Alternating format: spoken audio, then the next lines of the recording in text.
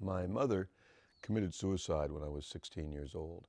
Uh, an overdose of sleeping pills, which she had tried many times before, but this time she succeeded. And my sister had called me. I was staying at a friend's house, and she said, "We can't wake Mommy. Would you come home?" I didn't think it was an emergency at all. And a friend of mine drove me home, and when I walked into the house and I found my mother on the floor, I touched her forehead, and it was so cold that my hand just jumped off her forehead.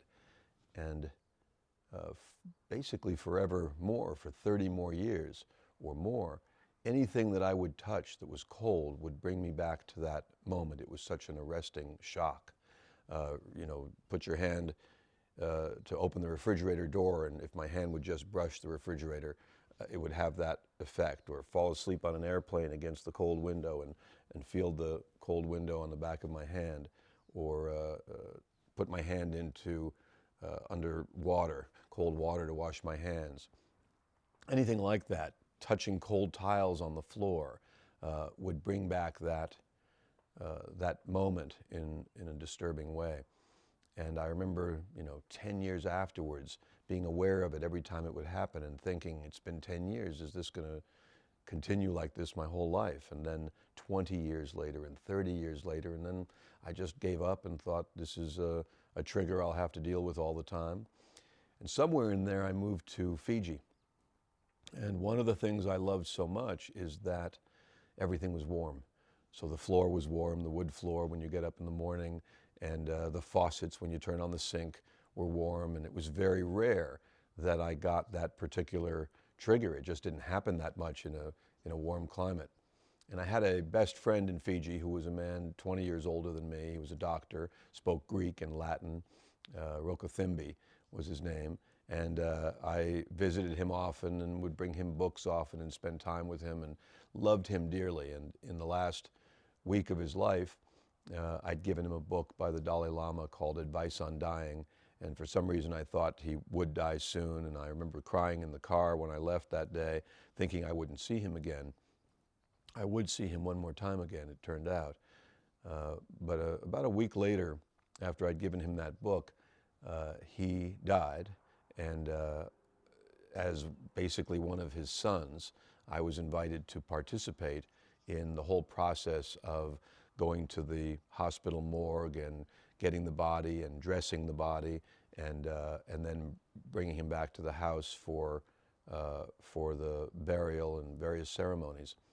And in the hospital morgue room, just as you would imagine in a movie or a TV show, they opened the long drawer, and his sons lifted him out onto a table, and they were all adult sons. We were all dressed formally, and we dressed him, and then they stood around the table and they sang this tremendously powerful song, a deep tradition and ceremony in it, and all of them singing full-throated in this concrete room at the morgue.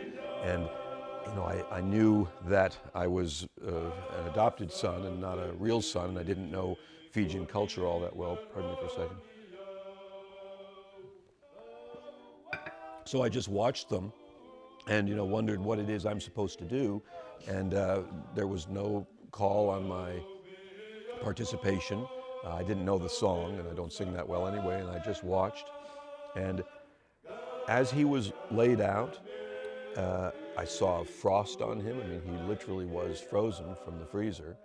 And then singing this powerful song, one at a time, the sons would come forward to this table that he was on and kiss him on the forehead, and then go back into the choir line, and then another would come forward and kiss him on the forehead. And I thought, oh, that's my participation. I'm going to have to do that. I'm going to have to kiss him on the forehead, and colder even than that shocking moment with my mother. And then I looked at him, his body, and I thought, you are going to heal this for me. You're going to heal this for me today. And it came my turn to come forward to him, and I did. I came forward and I put my hand on his chest and I kissed him on the chest, and then I moved up and kissed him on the forehead. And I stepped back, and that song was playing so powerfully, and lifted from me forever was that trigger of cold things, a cold drink of water, or a cold environment, or something you touch that's cold. It all has no association that is disturbing at all to me. And when I hear that song, this tremendously powerful song that they sang, a new association has come from that, which is how he gave me this tremendous healing among so many other gifts. Tu Maria, Tio Banakalo, Au Yawatu, Kalemunamutan, Bil Mararoi, Nalenga Mesamai, Mel Sabukei, Mel Buani.